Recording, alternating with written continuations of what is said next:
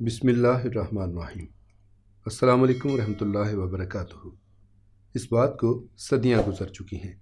روم کے ایک عالیشان محل کے کشادہ کمرے میں ایک پادری رئیس قبیلے کے ساتھ محو گفتگو ہے۔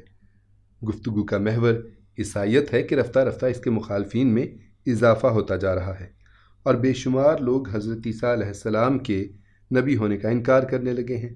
اچانک پادری نے پرجوش انداز میں کہنا شروع کیا، جزیرہ عرب کے شہر مکہ میں ایک نبی کے ظہور کا وقت قریب آ چکا ہے جو حضرت عیسیٰ علیہ السلام کے نبی ہونے کی تصدیق کریں گے اور لوگوں کو ظلم و ستم سے نکال کر روشنی کی طرف لے جائیں گے۔ یہ گفتگو ان کا ایک غلام بڑے غور سے سن رہا تھا۔ جیسے جیسے وہ گفتگو سنتا گیا اس کے چہرے پر اطمینان کی لہر دوڑتی چلی گئی۔ اس نوعمر غلام کے چہرے سے ذہانت و متانت ٹپکتی تھی اور معلوم ہوتا تھا کہ کسی اچھے خاندان کا چشم و چراغ ہے۔ وہ اس معاشرے سے بخوبی واقف تھا جس میں سوائے فحاشی، عریانی، بے حیائی اور ایک دوسرے پر ظلم و ستم ڈھانے کے اور کچھ نہ تھا۔ وہ پہروں بیٹھ کر سوچا کرتا کہ آخر وہ کب تک غلامی کی زندگی بسر کرتا رہے گا۔ وہ ان 1000 غلاموں میں سے ایک تھا جن کو زبردستی پکڑ کر بازار غلامہ میں بیچ دیا گیا تھا۔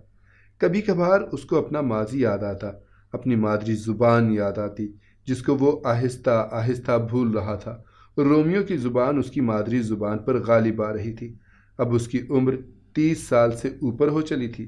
بھرپور جوانی اس سے بار بار مطالبہ کرتی تھی کہ وہ غلامی کی زنجیروں کو توڑ ڈالے۔ آخر وہ ایک بڑے باپ کا بیٹا تھا جو کبھی ایک بستی پر حکمران تھا۔ وہ اس دن کو کبھی نہیں بھول سکا تھا کہ جب وہ اپنی والدہ کے ہمراہ سیر و تفریح کے لیے فرات کے کنارے کسی بستی میں ٹھہرا ہوا تھا۔ اس کا والد سنان نمیری ایران کے بادشاہ کسریٰ کی جانب سے عراق کی ایک بستی کا گورنر تھا اور خالص عربی النسل تھا۔ اس کی والدہ بھی عرب کے مشہور قبیلے بنی تمیم سے تعلق رکھتی تھی۔ والدہ کی طرح اس کا باپ بھی اس سے ٹوٹ کر محبت کیا کرتا تھا۔ گورنر کا بیٹا ہونے کے ناطے اس کا بچپن بڑا خوبصورت اور خوب ناز و نعام میں گزرا تھا۔ بچپن سے وہ تیر اندازی کا ماہر تھا، تلوار کے کرتب بھی دکھاتا اور دوڑ میں اپنے ساتھیوں سے آگے نکل جاتا۔ اس کی عمر 15 سال ہو چکی تھی مگر وہ اپنے ڈیل ڈول کے اعتبار سے اپنی عمر سے کہیں بڑا نظر آتا تھا۔ اس زمانے میں وقت کی 2 بڑی طاقتوں ایران اور روم میں مسلسل لڑائی رہتی تھی۔ کبھی ایک کا پلہ بھاری ہو جاتا، کبھی دوسرے کا۔ ایک دوسرے کے علاقوں میں شبخون مارے جاتے، مال و متاع لوٹ لیا جاتا، عورتوں کو لونڈیاں اور مردوں کو غلام بنا لیا جاتا۔ اس نوجوان کے ساتھ بھی کچھ ایسا ہی ہوا۔ یہ اپنے وطن سے کچھ فاصلے پر تھا کہ اچانک رومی لٹیروں نے شبخون مارا، سارا سامان لوٹ لیا، کتنے ہی قتل ہو گئے اور بقایا کو گرفتار کر کے غلام بنا لیا گیا۔ ان گرفتار ہونے والوں میں یہ نوجوان بھی شامل تھا جو مختلف لوگوں کے ہاتھوں بکتا بکاتا روم پہنچ چکا تھا اور اب غلامی کی زندگی گزار رہا تھا۔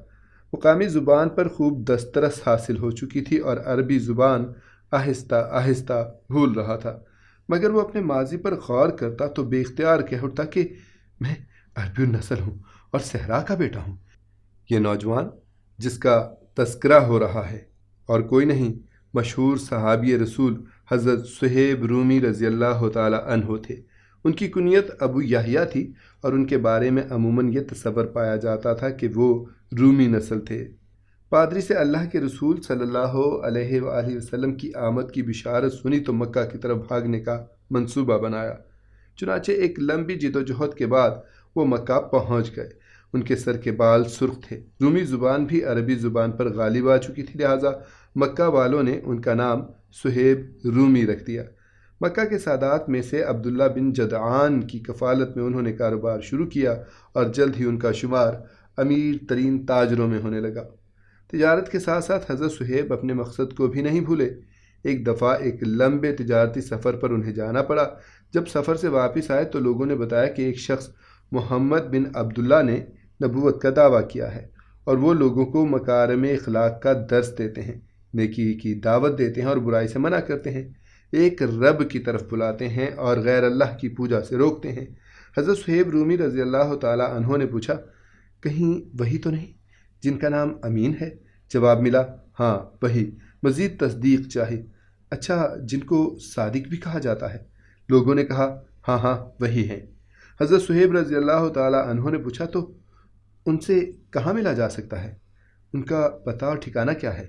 اللہ کے رسول صلی اللہ علیہ وآلہ وسلم ان دنوں صفا پہاڑی کے دامن میں واقع ارقم بن ابی ارقم کے گھر دار ارقم کو اسلام کی دعوت و تبلیغ اور تعلیم و تربیت کے لیے خاموشی سے استعمال کر رہے تھے۔ کسی وحی خواہ نے پتہ بتایا اور ساتھ ہی کہا کہ ذرا دیکھ بھال کر جانا، کہیں قریش کو پتہ نہ چل جائے، کیونکہ وہ اس دعوت کے سخت مخالف ہیں، اور اگر اسلام قبول کرنے والے کا طاقتور قبیلہ نہ ہو یا وہ غلام اور کمزور ہو تو اسے خوب مارتے ہیں اور تنگ کرتے ہیں۔ پھر ایک دن حضرت صہیب رومی دار ارقم پہنچ ہی گئے۔ گھر میں داخل ہونے لگے تو عمار بن یاسر رضی اللہ تعالی عنہ نظر آئے۔ پوچھا، عمار تم یہاں کہاں؟ عمار نے پوچھا، اور آپ کہاں؟ دراصل دونوں کی منزل ایک ہی تھی۔ ایک دوسرے کو دیکھ کر مسکرانے اور اکٹھے ہی بارگاہ رسالت مآب علیہ السلام میں داخل ہوئے۔ پیغمبر اسلام صلی اللہ علیہ وآلہ وسلم نے دونوں کو گلے لگایا اور اکٹھے ہی کلمہ پڑھایا۔ چنانچہ یہ دونوں عظیم شخصیات ایک ہی دن اور ایک ہی وقت میں اسلام لائیں۔ سیرت کے ناظرین کے لیے مکی دور کی آزمائشوں اور تکالیف کا تذکرہ ضروری نہیں ہے، تاہم جیسا کہ پہلے گزر چکا ہے کہ کمزوروں، غلاموں، یتیموں اور بے قبیلہ لوگوں پر قریش کا خوب زور چلتا تھا۔ اس ضمن میں حضرت صہیب رومی رضی اللہ تعالی عنہ نے وافر حصہ پایا اور بے پناہ طور پر ستائے بھی گئے۔ سرور کائنات صلی اللہ علیہ وآلہ وسلم نے لوگوں کو حبشہ اور پھر مدینہ منورہ کی طرف ہجرت کے لیے اذن عام دیا۔ لوگ رفتہ رفتہ جیسے جیسے حالات اجازت دیتے ایک ایک کر کے مکہ سے ہجرت کرتے گئے۔ حضرت صہیب کی دلی خواہش تھی کہ وہ اللہ کے رسول صلی اللہ علیہ وآلہ وسلم کی معیت میں ہجرت کریں، مگر اللہ تعالیٰ کو ابھی ان کے ایمان کا مزید امتحان مقصود تھا۔ حضور اقدس صلی اللہ علیہ وآلہ وسلم اور حضرت ابوبکر صدیق رضی اللہ تعالی عنہ جب ہجرت کر کے مدینہ تشریف لے گئے تو باقی ماندہ مسلمانوں پر عرصہ حیات مزید تنگ ہو گیا۔ ان میں صہیب رومی سر فہرست تھے۔ یہ مالدار تو تھے مگر ان کا کوئی قبیلہ نہ تھا۔ مشرکین نے ان پر پہرے دار مقرر کر دیے کہ ہجرت نہ کرنے پائیں۔ ادھر انہوں نے جو مال کمایا تھا اس کو سونے چاندی کی صورت میں جمع کر کے گھر کے کونے میں دفن کر دیا، اور پھر ایک سرد رات کو تیر کمان سنبھالی، تلوار گلے میں لٹکائی، پہرے دار کو چکما دیا اور مدینے کی راہ پر چل دیے۔ پہرے داروں کو جب احساس ہوا کہ صہیب نکل چکے ہیں تو فوراً پیچھا کیا۔ اتنے میں صبح نمودار ہو چکی تھی، چنانچہ انہوں نے حضرت صہیب رومی کو گھیرے میں لے لیا اور کوشش کر کے ایک ٹیلے پر چڑھ گئے وہ، اور اپنی کمان میں تیر چڑھا کر قریش کو للکارا، خدا کی عزت کی قسم، تم لوگوں کو خوب معلوم ہے کہ میں تم سب سے زیادہ ماہر تیر انداز ہوں اور میرا نشانہ بڑا زبردست ہے۔ اللہ کی قسم تم میری طرف بڑھنے کی غلطی کرو گے تو میں اپنے ایک ایک تیر سے تمہارے ایک ایک آدمی کو موت کے گھاٹ اتار دوں گا، کیونکہ تم سب میرے تیروں کی زد میں ہو۔ پھر جو بچ گئے ان کا اپنی تلوار سے مقابلہ کروں گا تاکہ میں قتل ہو جاؤں۔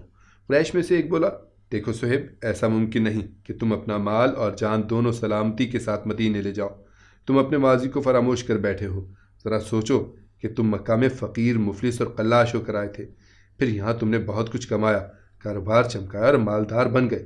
حضرت صہیب نے ان کی گفتگو سنی تو ان کی نیت بھانپ گئے، ذرا سا تأمل کیا اور پوچھا، اگر میں تمہیں اپنا سارا مال دے دوں تو میرا راستہ چھوڑ دو گے؟ انہوں نے کہا، ہاں۔ آپ رضی اللہ تعالی عنہ نے ان کو دفینے والی جگہ بتائی اور انہوں نے آپ کا راستہ چھوڑ دیا۔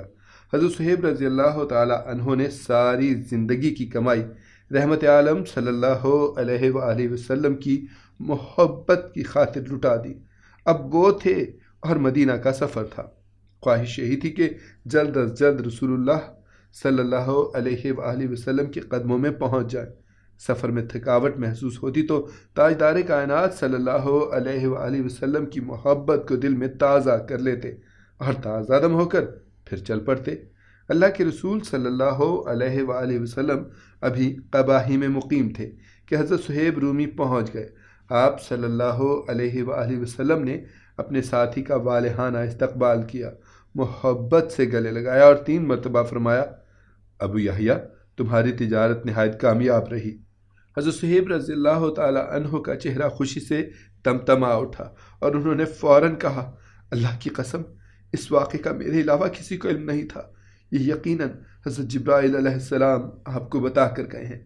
बारी ताला को अपने बंदे पर प्यार आ गया और जिब्राईल अमीन आसमान से वही लेकर आ गए, जिसका उर्दू तर्जुमा है, और बाज़ लोग ऐसे भी हैं कि अल्लाह ताला की रज़ामंदी की तलब में अपनी जान तक बेच डालते हैं, और अल्लाह ताला अपने बंदों पर बड़ी शफ़क़त करने वाला है। हज़रत सुहेब रूमी रज़ी अल्लाह ताला अन्हु का सहाबा किराम में निहायत आला मकाम व मर्तबा था। अल्लाह के रसूल सल्लल्लाहु अलैहि वसल्लम भी उनसे खूब मोहब्बत फरमाते। बाज़ औक़ात हंसी मजाक की नौबत भी आ जाती, लेकिन ये इस्लामी मुआशरे का लतीफ़ मज़ा होता। एक मरतबा हज़रत सुहेब रज़ी अल्लाह ताला अन्हु की आँख दुख रही थी। आँख में दर्द और सामने ताज़ा खजूरों का खोशा वो चुन चुन कर खा रहे थे। सरवर आलम सल्लल्लाहु अलैहि वसल्लम ने मुतबस्सम निगाहों से देखा और मुस्कुराते हुए फरमाया, सुहेब, तुम्हें तो आशूबे चशम है, इसके बावजूद खजूरें खा रहे हो। फ़ौरन अर्ज़ किया, या रसूलल्लाह, मैं बीमार आँख की तरफ से नहीं बल्कि दूसरी आँख की तरफ से खा रहा हूँ जिसमें दर्द नहीं है। उनका ये जवाब सुनकर नबी रहमत सल्लल्लाहु अलैहि वसल्लम और दीगर सहाबा किराम मुस्कुराने लगे।